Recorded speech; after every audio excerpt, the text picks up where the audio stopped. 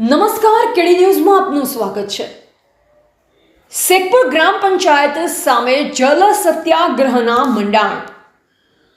હરિદર્શન સોસાયટીની 200 મહિલાઓનો હિંમતભર્યો પડકાર।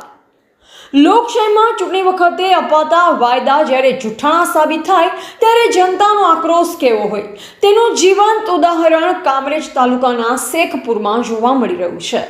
હરિદર્શન સોસાયટીમાં પાણીના ટીપે ટીપા માટે તરસતી મહિલાઓ હવે આટપાની લડાઈ લડવાનું નક્કી કરી લીધું છે। ભાષણબાજીથી પેટ ભરાયું, હવે પાણી જોઈએ। સોસાયટીના રહીશોનો સીધો અને વેધક સવાલ છે, ચૂંટણી વખતે હાથ જોડનારા નેતાઓ અત્યારે મોઢું કેમ છુપાવે છે? મહિલાઓએ આક્ષેપ કર્યો છે કે ચૂંટણીમાં ઉમેદવારો લાંબી લચક ભાષણબાજી કરી મતો અંકે કરી લે છે, પણ સત્તા મળ્યા પછી જનતાને તેમના હાલ પર છોડી દેવામાં આવે છે। પાણીની સમસ્યાનું કોઈ જ નિરાકરણ ન આવતા આજે મહિલાઓએ સોસાયટીના પ્રમુખ ભનુભાઈ ચૌહાણ પાસે ઉગ્ર રજૂઆત કરી ન્યાયની માંગ કરી છે। પ્રમુખ ભનુભાઈ ચૌહાણે તંત્રને ખુલ્લી ચેતવણી આપતા જણાવ્યું છે કે જો આગામી દિવસોમાં પાણીની સમસ્યા હલ નહીં થાય તો 200થી વધુ મહિલાઓ સાથે મળી ત્રિસ્તરીય આંદોલન કરવામાં આવશે। પડાવ 1 શેખપુર ગ્રામ પંચાયતનો ઘેરાવો, પડાવ 2 કામરેજ તાલુકા પંચાયતમાં રજૂઆત, પડાવ 3 સુરત જિલ્લા પંચાયત ખાતે વિરોધ પ્રદર્શન। નેતાઓના ખોટા વાયદા અને તંત્રની લાપરવાહી વચ્ચે હરિદર્શન સોસાયટીના રહીશો પીસાઈ રહ્યા છે। શું આ માત્ર એક સોસાયટીની સમસ્યા છે કે પછી આખી પંચાયતની કાર્યશૈલી પર સવાલ છે? જો જનતાને પાયાની સુવિધા માટે પણ રસ્તા પર ઉતરવું પડતું હોય તો વિકાસના દાવાઓ માત્ર કાગળ જ પર રહી ગયા હોય તેવું જણાય છે।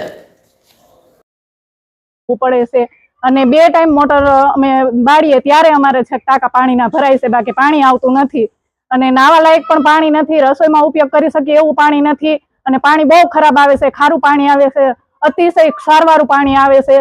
તો અમે વિનંતી કરીએ છીએ સરકારને કે અમને પીવાલાયક મીઠા પાણીની સુવિધા કરી આપે અને સારું પાણી આપે હરિદર્શન સોસાયટીમાં। સરપંચનું જ્યારે ઇલેક્શન થાય છે, જે સરપંચ આવીને કોઈ વચન આપીને જાય છે એવું કઈ કરે? ના, અત્યાર સુધીમાં તો એવું કાંઈ લાગ્યું નથી અમને। અહીંયા બધી પાર્ટીના નેતાઓ આવે છે, પ્રચાર માટે આવે છે, પરંતુ અમને કોઈ પણ જાતની સુવિધા આપતા નથી। પાણી બાબતની અત્યારે અમારે ખાસ જરૂરિયાત છે, પરંતુ કોઈ પાણીની સુવિધા આપતા નથી। પંચાયતમાં તમે રજૂઆત કરેલી? હા, રજૂઆત તો 2-3 વાર કરેલી છે, તેમ છતાંય અમને એનો કોઈ જવાબ નથી મળેલો। સરપંચ આનું કોઈ નિરાકરણ નથી લાવતા?